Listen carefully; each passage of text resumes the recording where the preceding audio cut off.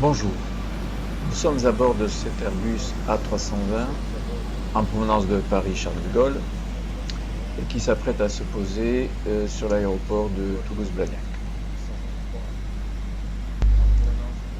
Tout au long de ce vol, le contrôle aérien guidera le pilote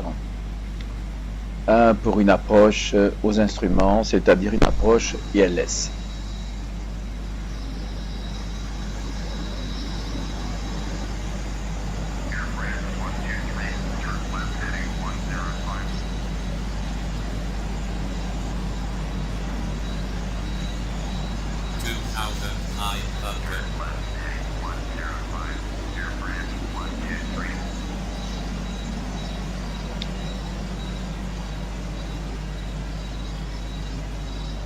Le contrôle aérien vient de donner donc comme consigne de se diriger au cap 105 sur la gauche. L'avion vient de survoler la ville de Toulouse et donc se dirige direction sud-est.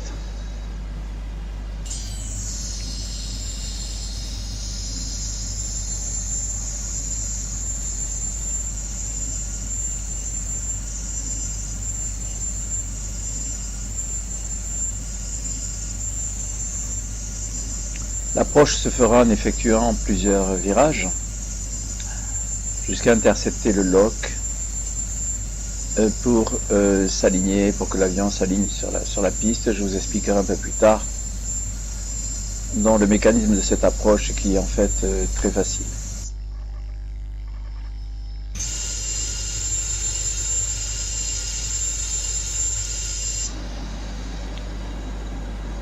Sur le tableau de bord tel qu'il est sur l'Airbus, c'est un tableau de bord virtuel. L'on voit sur le cadran à gauche, donc l'indicateur de vitesse, cette colonne blanche que l'on voit, cette bande blanche. Au milieu, donc c'est un appareil qui estime, disons, l'assiette de l'avion par rapport à l'horizon. Et sur la droite, l'autre bande blanche montre l'altitude de l'avion.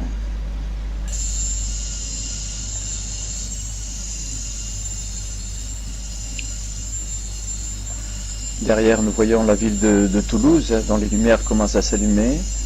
C'est un beau crépuscule avec des cumulus qui sont signes de beau temps.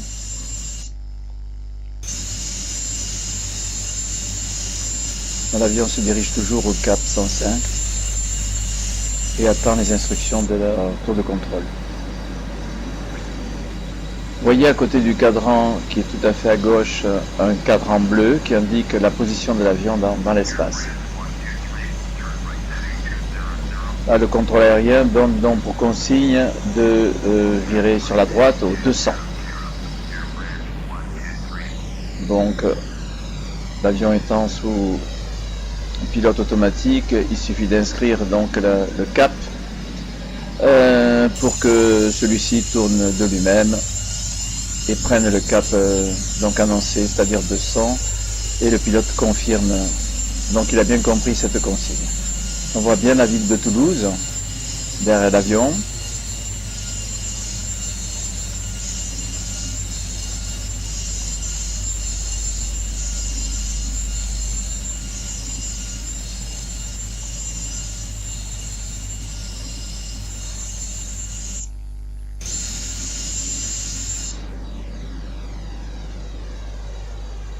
L'avion vire toujours au cap pour s'aligner sur le cap 200. Il est à 3000 pieds d'altitude. Sa vitesse est de 272 nœuds, c'est-à-dire environ 500 km/h.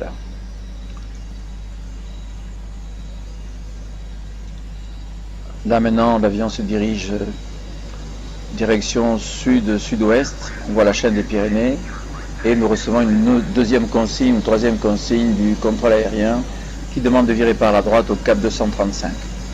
Le pilote confirme les instructions pour faire voir qu'il a bien compris et qu'il obtempère.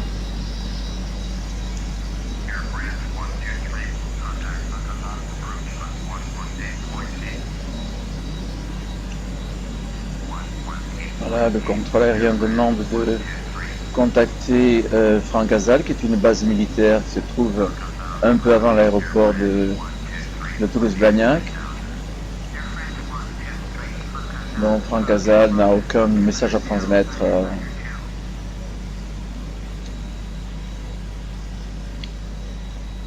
À ce vol. Là, nous dirigeons carrément plein ouest. On va dire le soleil couchant sur la ligne d'horizon avec toujours ces cumulus du beau temps.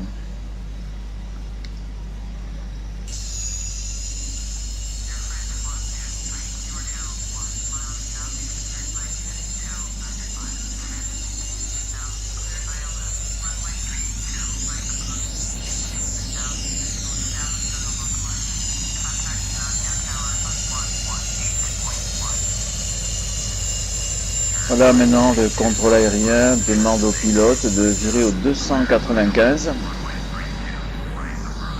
et de se maintenir à 3000 pieds.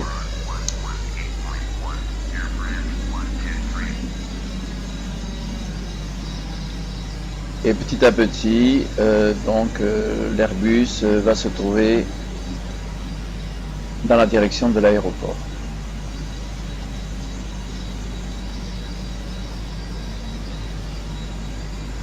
« 295 degrés va mettre l'avion environ à 30 degrés de l'axe de la piste qui est aligné, qui est au 324. Lorsque l'avion va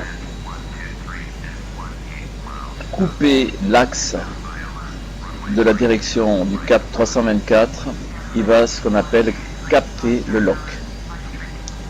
Et là, l'avion s'alignera tout seul, sans l'intervention du pilote, sur l'axe de la piste. On voit sur le cadran bleu, le deuxième cadran en partant de la gauche, le petit rond bleu qui signifie, ou du moins qui représente l'aéroport de Toulouse. L'avion va bientôt couper l'axe de cet aéroport et va normalement s'aligner tout seul au cap 324 qui est déjà programmé sur le cadran en haut, sur le tableau de bord.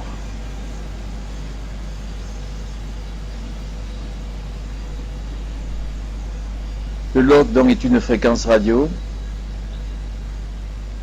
Pour la piste que nous allons prendre, il s'agit de la fréquence 108.350 que j'ai déjà programmée au début du vol. Et donc lorsque l'avion va capter cette fréquence, il va s'aligner automatiquement sur la piste. Il commence son alignement, il commence à tourner sur la droite.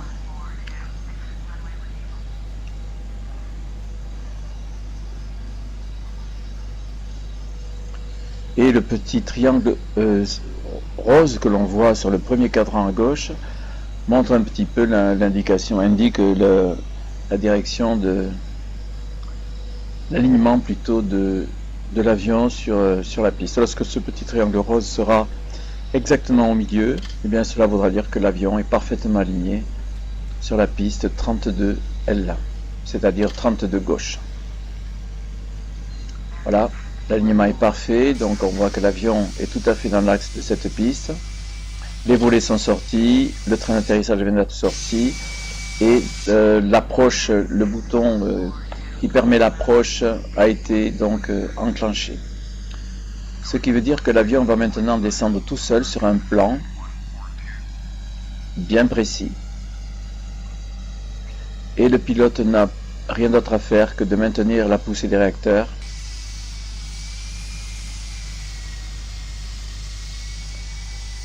tout au long de cette descente. Les volets sont sortis, permettent d'avoir donc une meilleure portance à des vitesses réduites. Là, la vitesse actuellement tourne autour de 140 nœuds, ce qui est limite, et donc il faut redonner un peu de poussée pour éviter le décrochage. L'approche est la phase la plus délicate du vol d'un avion. Il faut être très attentif à la vitesse, au plan de descente.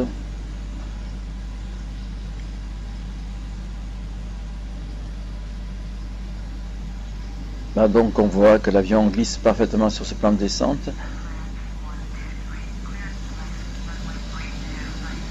La tour de contrôle informe le pilote qu'il est autorisé à atterrir sur la 32L.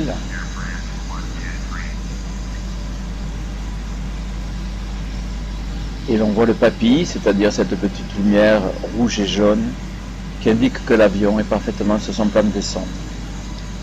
Si les lumières sont toutes rouges, c'est qu'il est trop bas. Si les lumières sont toutes jaunes, c'est qu'il est trop haut. Si c'est jaune et rouge, eh bien c'est qu'il est parfaitement sur ce plan.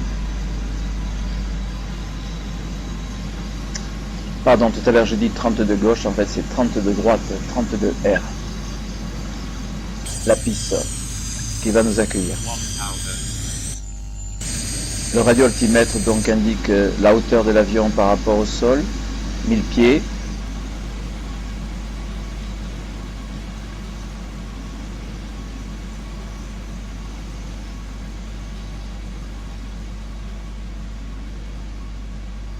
L'avion continue sur son plan de descente. Regardez ce superbe Airbus. C'est un bijou de technologie. Un avion magnifique.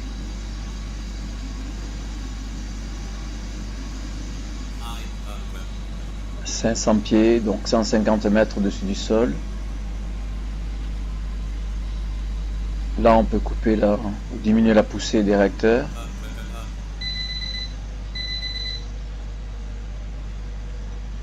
L'avion est parfaitement aligné. Le pilote doit faire son arrondi.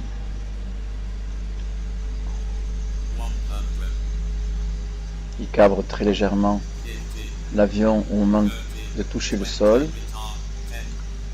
Et on enclenche tout de suite les inverseurs de poussée dès que les roues ont touché le sol. Les inverseurs de poussée permettent de ralentir l'avion.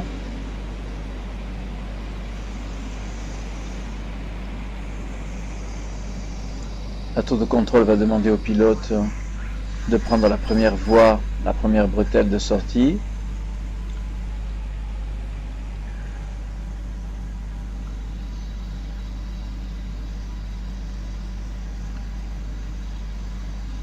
Là, le pilote va emprunter cette voie de circulation.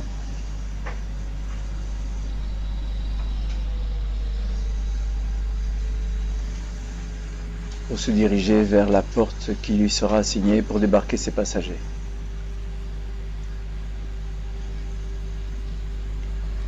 Nous n'avons pas fait de checklist d'atterrissage parce que, en général, c'est une fonction qui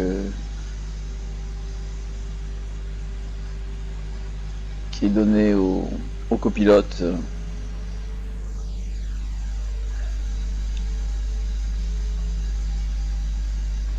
Là, dans l'avion emprunte la voie de circulation.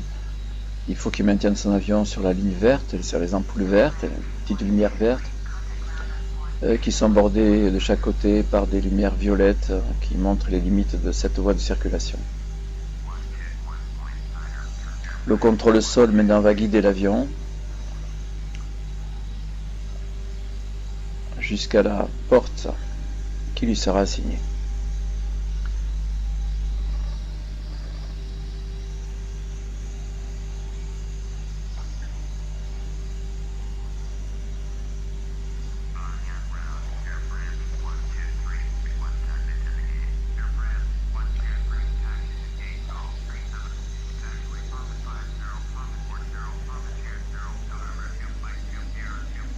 Voilà, donc les voies de circulation sont annoncées au pilote qui doit répéter les consignes et confirmer l'autorisation de roulage.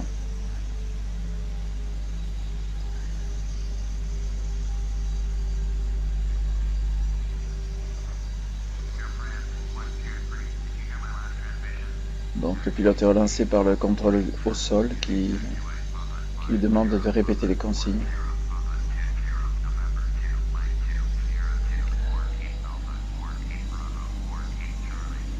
L'avion se dirige maintenant vers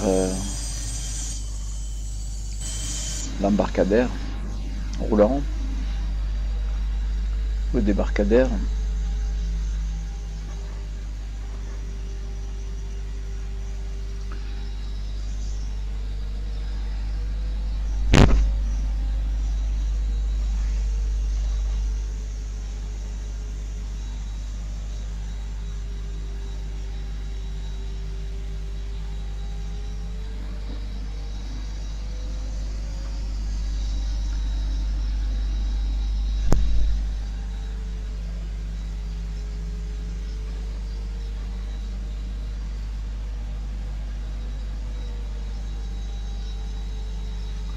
Voilà, donc il avance très prudemment.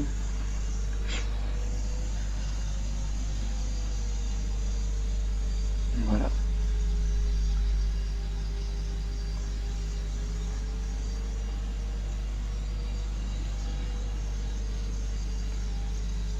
Voilà. Donc il reste au pilote d'éteindre son appareil, d'éteindre les réacteurs, ramener les volets. Donc c'est une checklist aussi.